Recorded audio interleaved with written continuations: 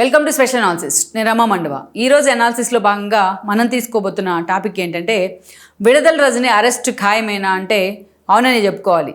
ఇప్పుడు ఏదైతే రాష్ట్ర వ్యాప్తంగా వరుసబెట్టి కొంతమంది నేతలు ఏదైతే లిక్కర్ మాఫియా వ్యవహారంలో రాజకేశ్ రెడ్డి మొదలుకొని జత్వానీ కేసులో పిఎస్ఆర్ ఆంజనేయులు లాంటి మాజీ ఇంటెలిజెన్స్ ఐజీ వరకు ఇలాంటి వాళ్ళంతా అరెస్ట్ అవ్వడం ఒక ఎత్తు అయితే, ఇక పలువురు నేతలు పెద్దిరెడ్డి మిథున్ రెడ్డిని లిక్కర్ మాఫియా విషయంలో ప్రభుత్వం వెంటాడే ప్రయత్నం చేస్తుంది మిథున్ రెడ్డిని.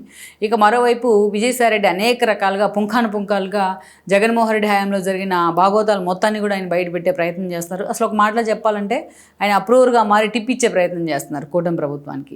ఇలా ఎవరిని వదిలిపెట్టే ప్రయత్నం అయితే ఈ రోజున కూటమి సర్కార్ చేయట్లేదు. తమకు పూర్తి స్థాయి ఆధారాలు దొరికితే వరుసపెట్టి అందరినీ కూడా ఫిక్స్ చేసుకుంటూ వస్తోంది. ఇప్పటి వరకు కూడా ఆల్రెడీ వంశీ లాంటి వాళ్ళు అరెస్ట్ అయ్యి గన్నవరం పార్టీ ఆఫీస్ తగలబెట్టిన కేసులో దాదాపు 3 నెలలకు పైనే కావస్తుంది. ఇంతవరకు వంశీ రిలీజ్ అవుతున్న సిచ్యువేషన్ మనకు కనిపించట్లేదు. రిమాండ్ల మీద రిమాండ్లు పడుతున్నాయి. అలాగే ఒక బోరుగడ్డ అనిల్ కానీ, అలాగే ఒక వర్రా లాంటి వాళ్ళు కానీ మనం చూస్తూ వస్తూ ఉన్నాం. సో ఇలాంటి సిచ్యువేషన్లో ఈరోజు నెక్స్ట్ టార్గెట్ ఎవరు అంటే విడదల రజనీ అని మనం అనుకోవాలి.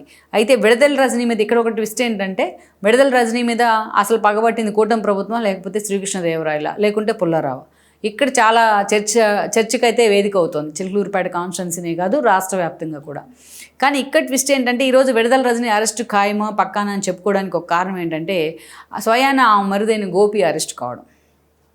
ఏదైతే లోకల్గా స్టోన్ క్రషర్స్ యజమాని ఆమె భయపెట్టి థ్రెటన్ చేసి సో పూర్తి స్థాయిలో తనకు అనుకూలంగా ఆ వ్యవహారాన్ని మార్చుకున్న తీరు ఒక జుగుప్సాకరమైన అంశమే. ఇక్కడ మనం చూస్తే విడుదల రజనీ అనే ఆవిడ ఫస్ట్గా టీడీపీ నుంచి ఎంట్రీ ఇచ్చింది. పుల్లారావుకు తెలిసిన వ్యక్తిగా, పుల్లారావు శిష్యురాలుగా ఆవిడ టీడీపీలోకి రావడం జరిగింది. 2014లో పుల్లారావు చిలుకూరుపేట నుంచి గెలిచాక ఆయనకు మంత్రి పదవి దక్కింది. అప్పుడు విడుదల రజనీ లాంటి వాళ్ళని ఆమె ఎన్ఆర్ఐగా ఉండేది, ఆమెను పార్టీలోకి తీసుకొచ్చే ప్రయత్నం చేశారు. మంచి వాయిస్ ఉంది కాబట్టి ఆమెని పార్టీ కోసం నిలబడేలాగా చేసే ప్రయత్నం అయింది. ఆయన శిష్యురాలుగా కూడా ఆమెకు అప్పుడు పేరు వచ్చింది. అలాంటి విడుదల రజనీని మహానాడు వేదిక ఎక్కిస్తే, ఆ రోజు మహానాడు వేదిక మీద నుంచి ఆవిడ ఒక మాట మాట్లాడారు. నేను సైబరాబాద్లో చంద్రబాబు నాయుడు నాటిన మొక్కని అని చెప్పి. ఆ డైలాగ్ ఇప్పటికీ ఆమె ట్రోల్ చేయడానికి ఆమె ప్రత్యర్థులు చాలా విచ్చలవిడిగా ఆ డైలాగ్ని వాడుకుంటూ ఉంటారు. ఆ తర్వాత కొద్ది రోజులకే ఆ పుల్లారావుకి టీడీపీకే షాక్ ఇచ్చేలా ఆమె వైఎస్ఆర్సీపీ జెండా కప్పుకుంది. 2019 ఎన్నికల సమయంలో జగన్మోహన్ రెడ్డి ఆమెకు చిలుకూరుపేట టికెట్ ఇచ్చున్నారు. బట్ చిలుకూరుపేట నుంచి ఆవిడ ఎమ్మెల్యేగా గెలిచారు. గెలిచిన తర్వాత అనేక రకాలుగా ఆమె అప్పటికి మంత్రి కాలేదు ఆవిడ, కానీ మంత్రి స్థాయిలోనే ఆవిడ తన జమానాన్ని కొనసాగిస్తూ వచ్చేవాళ్ళు. మరోవైపు చూసినట్లయితే శ్రీకృష్ణదేవరాయలతో ఆమెకు అనేక విభేదాలు. ఎలాగో పుల్లారావు తనకి టీడీపీలో ఉన్నారు కాబట్టి ఆయన ప్రత్యర్థి, ఆయన ఓడిపోయారు కాబట్టి ఇంకా సీరియస్ ప్రత్యర్థి అయ్యారు. ఇంకోవైపు మర్రి రాజశేఖర్ తనకి టికెట్ లేకుండా ఆమె టికెట్ దక్కించుకోవడం పట్ల మర్రి రాజశేఖర్ కూడా ఫస్ట్ నుంచి ఆగ్రహంగా ఉన్నారు. ఆయన వర్గంతో ఆమెకు అసలు పడేది కాదు. ఇంకోవైపు చూస్తే ఆ రోజు నర్సరావుపేట ఎంపీగా శ్రీకృష్ణదేవరాయలు ఉన్నారు. నర్సరావుపేట ఎంపీ పరిధిలో కాన్స్టిట్యున్సీలో చిలుకూరుపేట కూడా అత్యంత కీలకమైన కాన్స్టిట్యున్సీ. ఈ క్రమంలోనే ఆయనతో ఆధిపత్య పోరు ఎంత దూరం వెళ్ళేదంటే, పక్కనే ఉన్న కోటప్పకొండ దగ్గర ఏదైతే ఆ తిరునాళ్ళ విషయంలో కూడా వాళ్ళిద్దరి మధ్య ఒక ఆధిపత్య పోరు నడుస్తూ ఉండేది. ఇలా అనేక రకాలుగా విడుదల రజనీకి శ్రీకృష్ణదేవరాయలకి మధ్య ఉన్న విభేదాలు ఆ పార్టీని కూడా ఇబ్బంది పెట్టాయి. ఎన్నోసార్లు ఆయన వెళ్ళి సజ్జల దగ్గర లేకపోతే జగన్ దగ్గర మొరబెట్టుకున్నా ఆయన పట్టించుకున్న పాపనైతే పోలేదు. ఇలాంటి సిచ్యువేషన్లో సెకండ్ ఎక్స్పాన్షన్లో, క్యాబినెట్ ఎక్స్పాన్షన్లో భాగంగా జగన్మోహన్ రెడ్డి ఆవిడకు మంత్రి పదవి ఇచ్చారు. అది కూడా అత్యంత కీలకమైన ఆరోగ్య శాఖ మంత్రి పదవి ఇస్తే, ఇక ఎమ్మెల్యేగా ఉంటే ఒక ఎత్తు, మంత్రి అయిన తర్వాత మరో ఎత్తు అన్నట్టుగా విడుదల రజనీ బిహేవ్ చేస్తూ వచ్చేవాడు. తనకంటూ ఒక సొంత పిఆర్ టీంని ఏర్పాటు చేసుకున్నారు. కొన్ని సోషల్ మీడియా ఛానల్స్ ఏర్పాటు చేసుకున్నారు. హాస్పిటల్స్, ప్రభుత్వం జీజీహెచ్ లాంటి హాస్పిటల్స్ మొదలుకొని చిలుకూరుపేట పక్కనే ఉన్న పొలాల దాకా ఆమె ప్రచారం నిర్వహించుకునేవాళ్ళు. ఒక ప్రచార యావతోనే ఆమె పనిచేశారు. సరే, ఆవిడకి ప్రచారం సొంతగా చేసుకుంటే, మంత్రి హోదాలో చేసుకున్న ఎవరికి కూడా అభ్యంతరం లేదు. సరే, విభేదాలు ఉంటే పార్టీ పరిష్కరించుకునేది. కానీ ఒక మహిళా ఎమ్మెల్యే అయ్యుండి, అది కూడా పార్టీలోకి ఎంట్రీ ఇచ్చిన వెంటనే ఆమెకి ఎమ్మెల్యే టికెట్ దక్కింది. పుల్లారావు లాంటి నేతను ఓడించి జగన్ వేవ్లో ఆవిడ గెలిచింది. ఒక అద్భుతమైన అవకాశం ఒక మహిళా నేతకు అంత షార్ట్ స్పాన్లో ఎమ్మెల్యే కావడం, మంత్రి కావడం కూడా ఫస్ట్ టర్మ్లోనే అనేది. కానీ దాన్ని ఎక్కడా కూడా ఆమె నిలబెట్టుకునే ప్రయత్నం చేయలేదు. తన శాఖ కంటే ఎక్కువగా ఆమె మిగతా విషయాల మీద ఫోకస్ పెట్టేవాళ్ళు.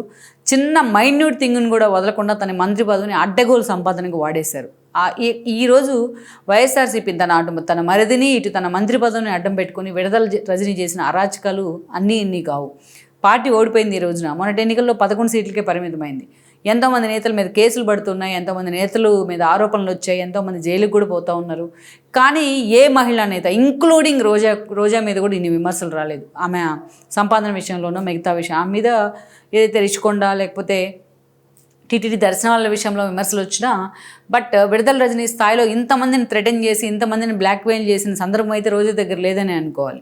అలాగే ఈరోజు ఒక్కొక్కరుగా ఈరోజు విడుదల రజనీ బాధితులు అంతా బయటపడుతున్నారు. ఇన్ని విమర్శలు వస్తున్నాయి కాబట్టే, ఇంత గూడుపుట అని వెనక ఉంది కాబట్టే ఆమెను చిలుకలూరుపేట టికెట్ ఇవ్వకుండా జగన్మోహన్ రెడ్డి ఆమెని తీసుకెళ్లి గుంటూరు వెస్ట్లో నిలబెట్టే ప్రయత్నం చేశారు. చిలుకలూరుపేటలో చెల్లని రూపాయి మరి వెస్ట్లో ఎలా చెల్లుతుందని జగన్మోహన్ రెడ్డి అనుకున్నారో కానీ అది కూడా ఒక అటర్ ప్లాఫ్ ఎక్స్పెరిమెంట్గా మిగిలింది. బట్ ఈవిడ ఓడిపోయిన దగ్గర నుంచి ఈ రోజున ఒక్కొక్కటిగా ఎవరు కూడా పుల్లారావో, లేకపోతే ఆమెకు వ్యతిరేకంగా ఉన్న మర్రి రాజశేఖరో, లేకపోతే ఈరోజు ఆమెను వ్యతిరేకించి టీడీపీలోకి వెళ్ళి నర్సరావుపేట నుంచి మరోసారి ఎంపీ అయిన లావు శ్రీకృష్ణదేవరాయలో ఎవరో వాళ్ళ ముగ్గురు కూడా వ్యక్తిగతంగా ఈ మీద కక్షగట్టి ఏమీ చేయాల్సిన అవసరం లేదు. ఈరోజు ఆవిడ బాధితులు ఎవరైతే ఉన్నారో తన సొంత కాన్స్టిట్యున్సీనే కాదు పక్కన ఉన్న కాన్స్టిట్యున్సీల నుంచి కూడా ఒక్కొక్కరుగా ఈరోజు వచ్చి ఆమె మీద కేసులు పెడతా ఉన్నారు.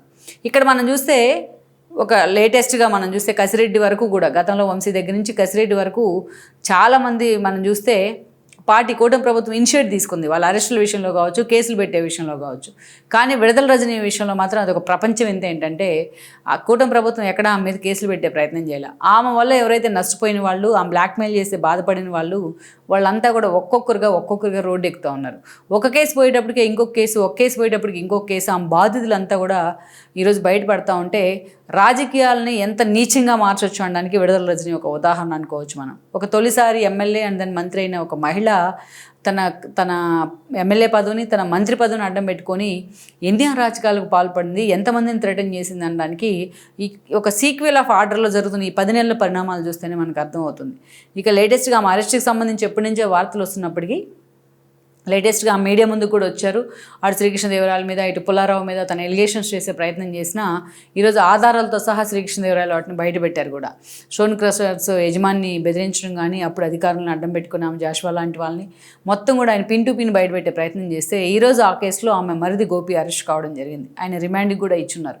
ఈ క్రమంలోనే నెక్స్ట్ ఆమె దాంట్లో A1 కాబట్టి ఈరోజు విడుదల రజనీ అరెస్ట్ తప్పదా అన్న ప్రచారం అయితే జరుగుతోంది. మొత్తానికైతే మాత్రం విడుదల రజనీ అరెస్ట్ అవటం పక్కానే. కానీ విడుదల రజనీ అరెస్ట్ అయిన తర్వాత ఆవిడని చూసి మిగతా వాళ్ళకి బుద్ధి వస్తుందా అనేది వైఎస్ఆర్సీపీలో నేర్చుకోవాల్సింది గుణపాఠమే. ఒక మహిళా నేత రాజకీయాల్లో అంత అద్భుతమైన అవకాశాలు వచ్చిన నేత ఎలా ఉండకూడదు అనడానికి, తను ఓట్లేసి గెలిపించిన ప్రజలను వేటాడి వేధించిన తీరుతో ఈరోజు ఆమె ఎలా ఇబ్బంది పడబోతుంది అనడానికి, వాళ్ళు ఎలా ఇబ్బంది పడతారనడానికి ఒక విడుదల రజనీ ఉదాహరణగా మనం చెప్పుకోవచ్చు. సో మరి విడుదల రజనీ విషయంలో ప్రభుత్వం అంతే స్టబ్బోర్న్గా వెళ్తుందా, లేకపోతే గోపి ఈరోజు అప్రూవర్గా మారి తన వదిన భాగోతాలు అన్నీ కూడా బయటపెట్టే ప్రయత్నం చేస్తారన్నది మనం చూడాల్సి ఉంది. ఈ వీడియో మీకు నచ్చినట్లయితే please share, like and subscribe R24 Telugu.